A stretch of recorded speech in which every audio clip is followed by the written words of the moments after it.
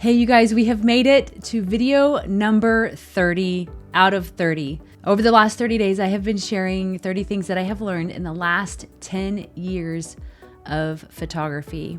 And I want to end this series with a challenge for you. You know, as I have shared stories over the last 30 days, they have not been shared from a state of perfection because Lord knows I am not perfect.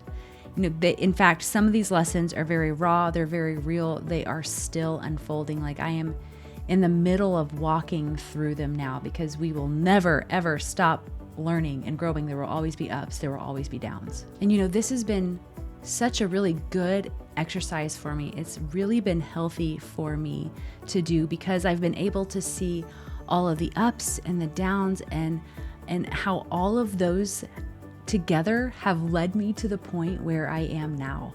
And honestly, I can't even imagine what life would have been like or would be like if I had never become a food photographer. It's given me so much freedom. It's given me so much flexibility. And we've been able to provide our boys and our family with experiences that would not otherwise be possible. And so my challenge to you as we end this series is I want you to do the exact same thing, go through the exact same process that I have gone through over the last 30 days. No, you don't have to make videos. You don't need a whole YouTube series, but I want you to take pen to paper and I want you to start back from where you started in your food photography journey, whether it's a year ago or 10 years ago or 5 years, wherever that was. I want you to take a pen and paper and I want you to start writing down all of the lessons that you have learned. It doesn't have to be 30. Maybe it's more than 30. Maybe it's less than 30. Don't have a number in mind.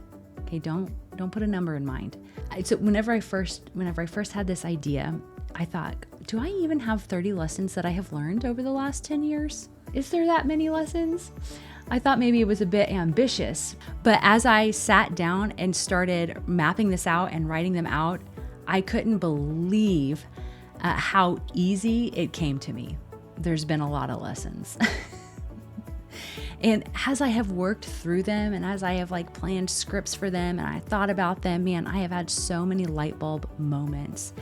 And it's been so cool to see how so many of these lessons are connected to one another and how all of them had led me here. And I could start to see just how fruitful the last 10 years have been.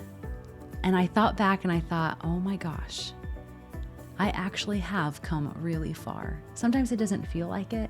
But whenever you sit back and reflect and really dig in and write it all out, you will see just how far you've come. So that is my challenge to you, is to start writing all of the lessons that you have learned.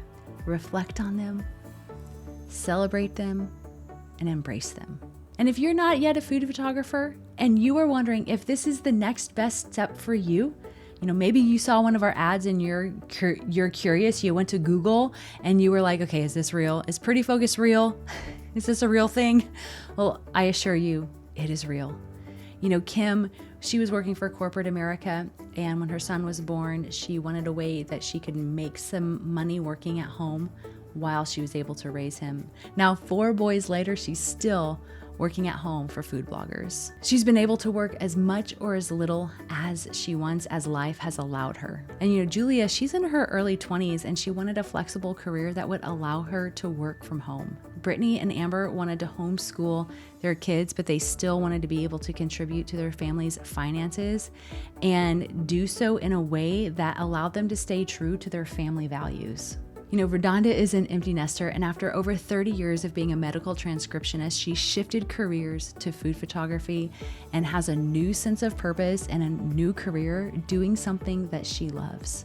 And we have countless stories just like this, and they all started in the same place that you are now, wondering if being a food photographer is for me. They asked, is this the next step for me? And you know what? It was. And your next step is to join our free roadmap so you can start learning more about what it's like to be a food photographer for food bloggers.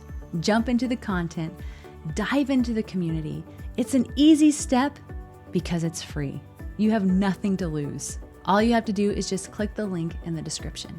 No matter where you are at in your journey, whether you're a seasoned photographer, you're just starting out, or maybe you just happened upon Pretty Focused, I want to remind you to take a step back regularly and enjoy the ride. Thank you guys so much for showing up every day for this series. I can't tell you what it means to me. I hope that you were challenged and I hope that you were encouraged. Let me know in the comments below which video resonated the most with you. I'll see you later.